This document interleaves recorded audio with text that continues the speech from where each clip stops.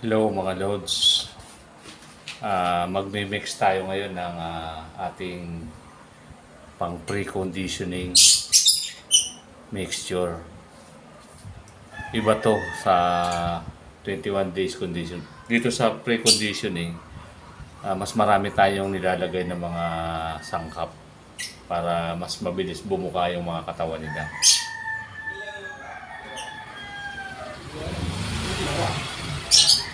Pag nag-ano na lang tayo, pag pumasok na tayo sa 21 days, doon na tayo magbabawas para consistent yung mga andumi niya, kulay, saka ano niya, makikita mo yung moisture niya. Pero dito, okay lang magdagdag tayo ng marami kasi nasa pre-con pa lang naman tayo eh.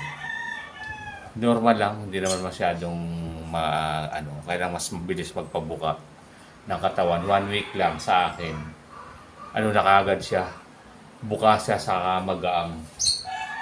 Gusto ko nga rin pag kahit medyo mabigat okay lang sa akin kasi itutuno pa naman natin yun pagpasok ng 21 days. 21 days na conditioning. Pag pre-con, yun talagang medyo pa muna, pwede tayo magdagdag na kung ano-ano mga pagkain. Mas marami. Pero sa 21 days na lang, konti na lang pinakakain ko doon. Mga 4 kinds lang o ganyan na mga ingredients. Kasi dapat maintain na yung nila eh. Kasi sa 21 days, sa pre-con, doon din ako nag-aano ng mga pang-exercise nila na may heavy. Hindi, kasi mga kak naman eh. Mas marami silang exercise, galaw-galaw. Para kasi matagal na kulong yung alaga natin eh. Kaya medyo kailangan ng galawin. Kaya ito po pakikita ko po sa inyo ang sa akin pamamaraan lang to disclaimer lang po sa mga ano lang to sa akin. Dito ko nananalo sa mga itong ginagawa ko. May kanya-kanya po naman tayong diskarte sa pre-con saka sa ano. Ito lang po sa akin. Pakikita ko sa inyo. Bali, baitakan po ako, hindi ako sa weight. Kung sa 5 pagkain, 10 manok, ito lang inaano ko. Tato, 3 takal. 3 takal lang. Ito 2. May takal ako eh. Pero ang pakain ko, 40 grams ako pag sa pre-conditioning. Nagdadagdag naman tayo. Pellet, mamaya na natin ilalagay. Jackie Oats. Kailangan din nila to eh. So. Sabi ka! Okay. Bali, 3 mais, 3 Jackie Oats, saka 2 conditioner, 2 ganito. Yan lang. Tapos mamaya na ako maglalagay ng kasi babad ako binababad ko ng pag napakain ako ng 7 ng umaga, 4 ng hapon, bali yun ang babad niya ng grains. Yung pellet naman, mamaya na yun syempre pag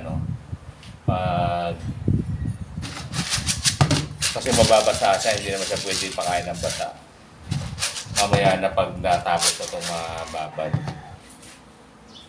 Ito lang muna.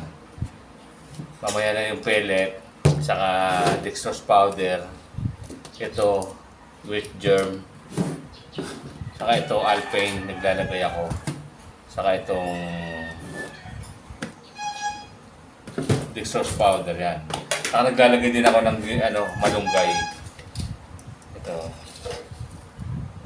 binilad dyan, air dry lang siya, tapos tuturugin mo siya para mas siya, halo din yan. Mamaya na rin to kasi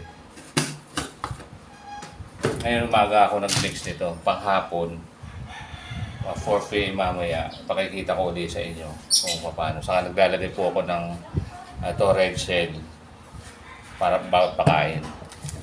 Okay, hindi ka na maglagay ng vitamins kasi may ano pa sila eh. May pinaiinom din ako. Ito na po babasahin.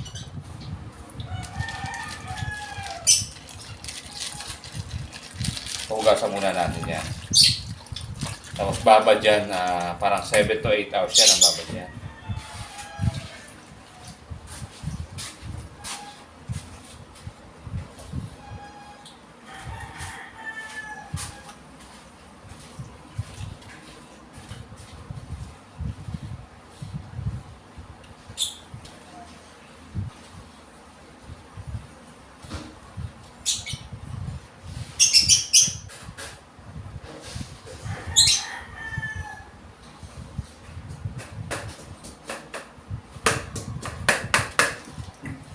Ito, sinala na natin. Ito ang labas niyan.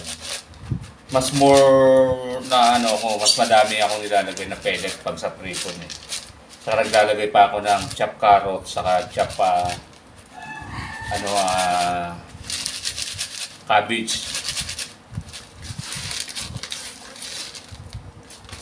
Para may gulay din sila. Pag sa pripon lang yun. Tapos ito lalagay natin mamaya, dextrose saka ano. Pero ang gamit ng dextrose powder, sa ano lang to, pang umaga lang to. Sa gabi hindi na ako naglalagay. Pero tong wheat germ, umaga hapon po ito, nilalagay ko. Sa kutsara lang yan. Puti lang, pang ano lang yan. Kasi pang maganda rin pang paano nakatawan nila yan. Pang pabuka rin. Saka ito lalagyan natin ito mamaya. Sa kutsara din ito. Yan.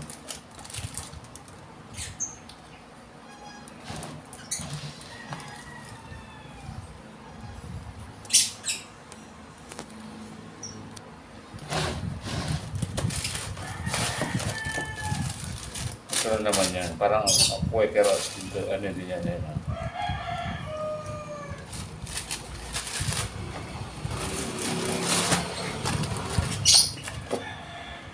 Babad mo natin yan, Lods.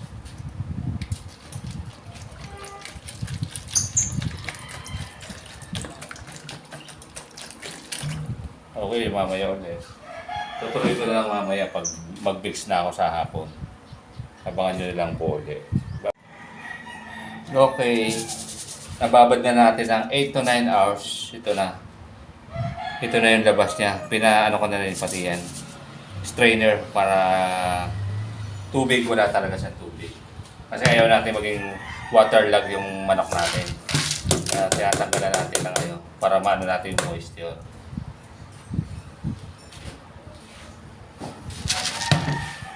Yan yung paninang mixture natin. Mag-a-add na tayo ngayon ng ito.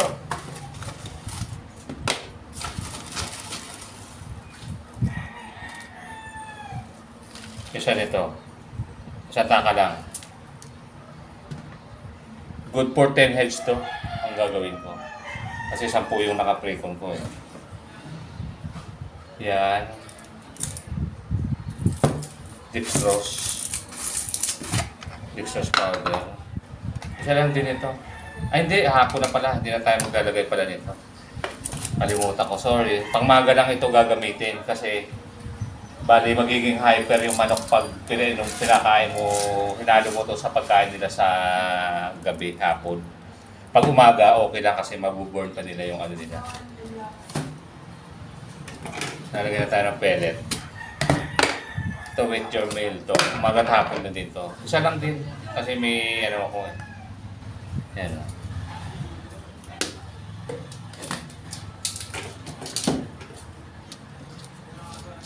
Tapos ito, 5 ganitong halo ko. 1, 2, 3, 4, 5.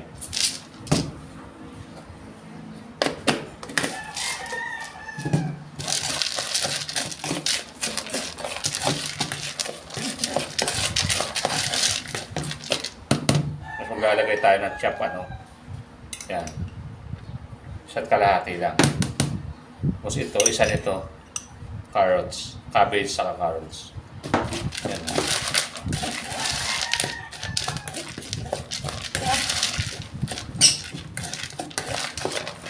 Ganda oh. Bango pati. Ano pala, maano muna sa kagad.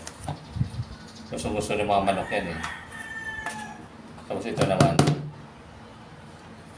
Kailangan natin ng fresh milk. Itong gamit ko. Oh, fresh milk. 1, 2, 3, 4, 5. Lima lang. Kaya yung sobrang ano. Tama lang sa ano yan. Para makita natin yung moisture niya. Sa ipon makikita natin. May puti sa taas yung pag ano. Yan na yan. Kailangan natin ng ito muna. Kasi tinitimbang ko to eh. Ang ano ko eh.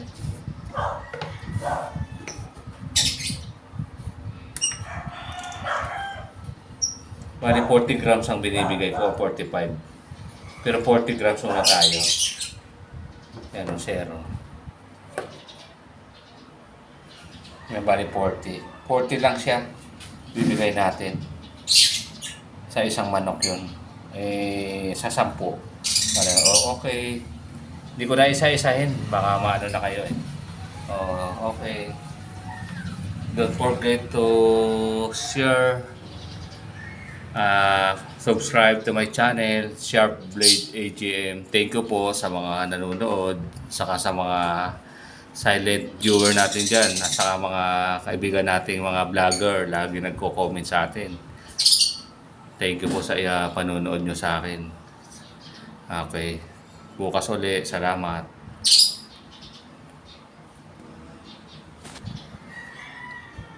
Kainan na. Pakain na tayo.